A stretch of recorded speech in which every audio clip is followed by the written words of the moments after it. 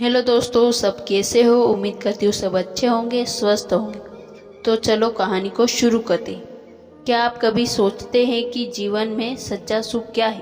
क्या आप कभी सोचते हैं कि मृत्यु से कैसे निडर होकर जीना चाहिए? आज मैं आपको एक ऐसी कहानी सुनाने जा रही हूँ जो आपको इन प्रश्नों का उत्तर देगी। आइए कहानी को शुरू करते हैं। इससे पहले कि आप इस कहानी में खो जाए, अभी इस चैनल को सब्सक्राइब कर ले। एक बार की बात है, एक नौजवान युवक बुद्ध के पास आता है और उनसे कहता है कि हे बुद्ध, क्या आप मेरे एक सवाल का जवाब देंगे?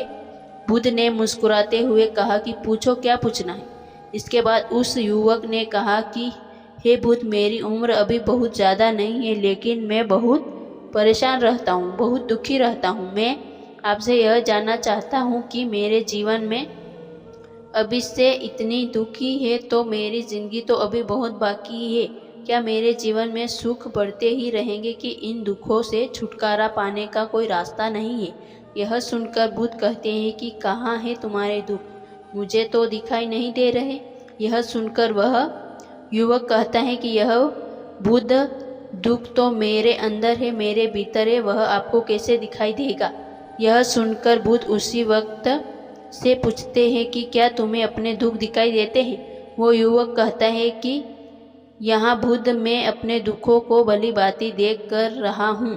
तब बुद्ध ने पूछा कि दुखों का मूल क्या है? बुद्ध में और उस युवक में चर्चा चल रही होती है कि तभी एक भिक्षु दौड़कर वहाँ पर आता है। वह भिक्षु यथागत बुद्ध के कान में कुछ कहता है। इसके बाद बुद्ध उसी वक्त से कहते हैं कि चलो, आज मैं तुम्हें जीवन का सत्य दिखाने के लिए एक जगह पर लेकर चलता हूँ।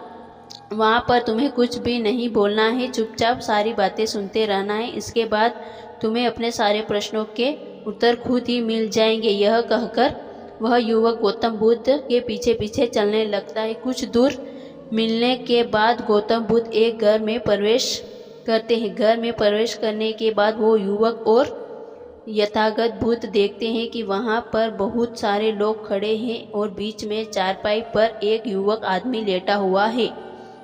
बुद्ध को देखते ही सभी लोगों ने उनके लिए रास्ते बनाए और बुद्ध उस आदमी के पास वही उसके चारपाई पर जाकर बैठ जाते हैं। वह युवक भी पास में ही बैठ जाता है। इसके बाद वृद्ध आदमी जो चारपाई पर लेटा हुआ था कहना शुरू करता है कि हे बुद्ध, मैं नहीं जानता कि मेरे जीवन में कितनी सांसें और बची है। पता नहीं किस वक्त मुझे भगवान के घर से बुलावा आ जाए। मैं मरने से पहले अपने कुछ सवालों के जवाब आपसे जानना चाहती हूँ। मुझे पता है कि उन सवालों के जवाब आप ही मुझे दे सकते, इसलिए मैंने आपको यह पर बुलाया। इसके बाद उस वृद्ध आदमी ने कहना शुरू किया कि बुद्ध, अपने आखिरी वक्त में मुझे अपने बचपन के दिन बहुत याद आ रहे हैं। मैं अपने बचपन के दिनों को याद करता हूँ और सोचता हूँ कि वह भी क्या दिन थे। ना कुछ पाने की फिक्र, ना कुछ खोने का गम। बचपन के उन दिनों को याद करके मेरी आंखों में आंसू आ जाते हैं। मुझे लगता है कि कितनी आज़ादी थी उस समय। मेरा मन कितना खुला हुआ था। मन में कुछ भी पाने की इच्छा नहीं थी। जिस भी खेल में लग जाते थे उसी खेल में पूरे दिन लगे रहते थे। लेकिन कुछ समय बाद जैसे जैसे मैं बड़ा होने लगा, वैसे वैसे लोग मुझे ज़िंदगी की दौड़ में आगे निकलने के लिए कहने लगे।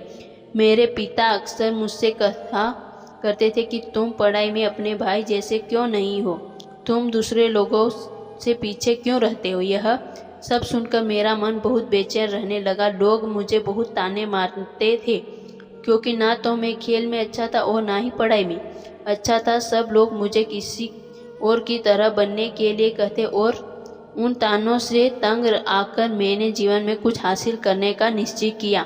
मैंने अपने आप से वादा किया कि मैं भी अपने भाई की तरह कामयाब इंसान बनूंगा और इसके लिए मैं दिन रात मेहनत करने के लिए लग गया। शुरुआत में बहुत मुश्किल है, बहुत निराश हाथ लगी, लेकिन मैंने हार नहीं मानी। मैंने खुद पर अपना व्यापार खड़ा कर लिया। उसके बाद मुझे कुछ पाने का एहसास हुआ।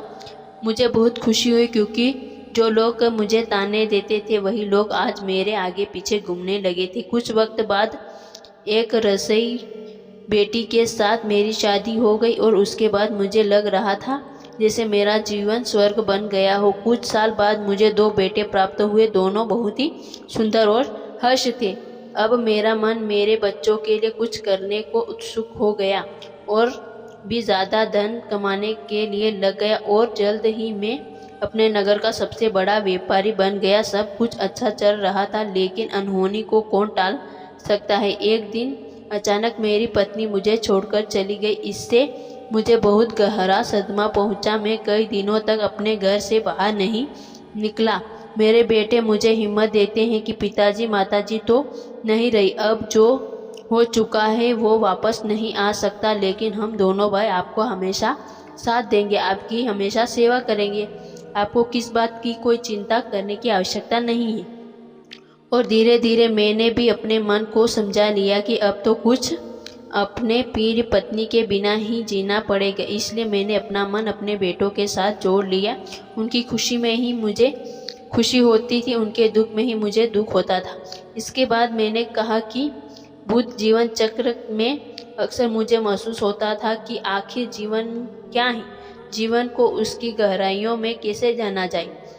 यह कैसे जाना जाए कि मैं कौन हूँ और मैं इस दुनिया में क्या करने के लिए आया हूँ। ऐसे तमाम सवाल मेरे मन में उठते रहते हैं। और मुझे आपके बारे में भी पता चला कि बुद्ध ऐसी ध्यान की प्रणालियाँ बताते हैं जिसे जीवन का मतलब समझा जा सकता है। लेकिन मैं हमेशा सोचता रहता था कि पहले मैं अपने जीवन में से दुखों और परेशानियों को दूर कर देता हूँ, उसके बाद ध्यान में अपना पूरा मन लगाऊंगा। और यही सोच कर मैं कभी ध्यान नहीं कर पाया था।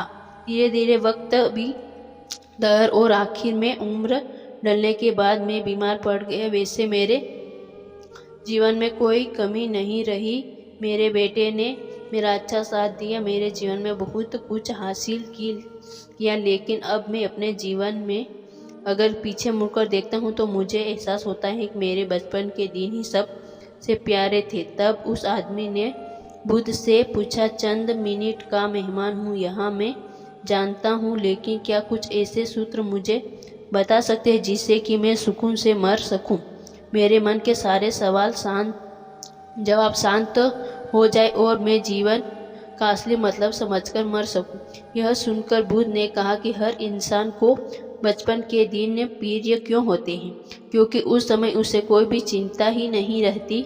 वह आज़ाद होता है, उसके मन में कोई लालसा नहीं होती। जिस काम में भी लग जाता उसी में मन हो जाता। लेकिन जैसे जैसे इंसान की आयु बढ़ने लगती है वैसे वैसे उसकी इच्छाएं, उसकी कामनाएं दिन बढ़ती जाती है, या फिर अतीत के बारे में सोचता रहता है और वह वर्तमान में जीना भूल जाता है। और वही अगर हम किसी छोटे बच्चे को देख ले तो उसके लिए कोई भविष्य, कोई अतीत नहीं होता है, उसके लिए बस वर्तमान होता है और इसीलिए वह वर्तमान में पूरा आनंदित होकर रहता है।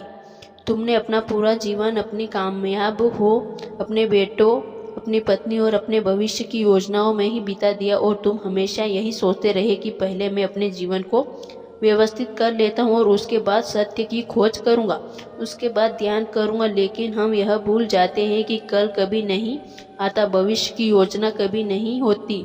जब एक योजना पूरी होती है तो हमारा मन दूसरी योजना बना लेता है और इस प्रकार जीवन चक्र चलता रहता है। और जब आखिरी समय में जब मृत्यु तुम्हारी सैया पर लेटी हुई होती है तो तुम्हें एहसास हो रहा है कि मैंने जीवन में कुछ भी हासिल नहीं किया।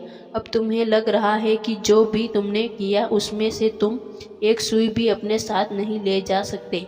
अगर यही बात तुम उस वक्त समझ लेते, मृत्यु कभी निश्चित होकर नहीं आती, वह तो कभी आ सकती है। अगर यह बात उस वक्त तुम्हारे समझ लेता तो तुम उसी वक्त ध्यान और सत्य की खोज में लग जाते।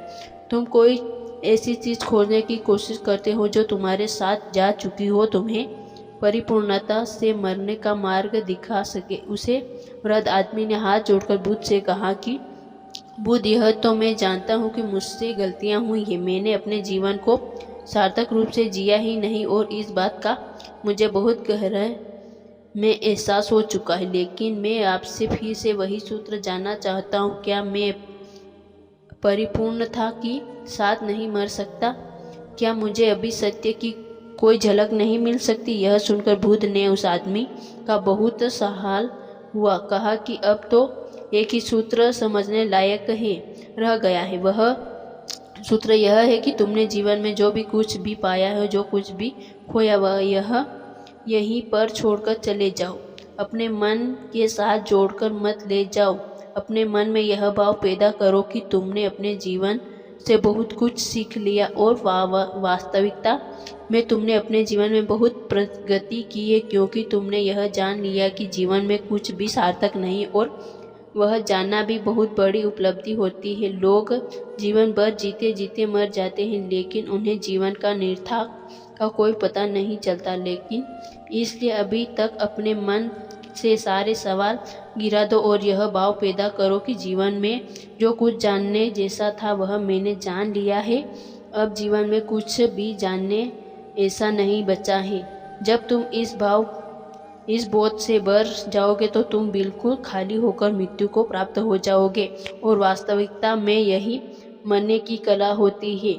तो वीडियो कैसा लगा? वीडियो अच्छा लगा हो तो कमेंट करके ज़रूर बताना। मिलते हैं किसी नेक्स्ट वीडियो में, तब तक के लिए धन्यवाद।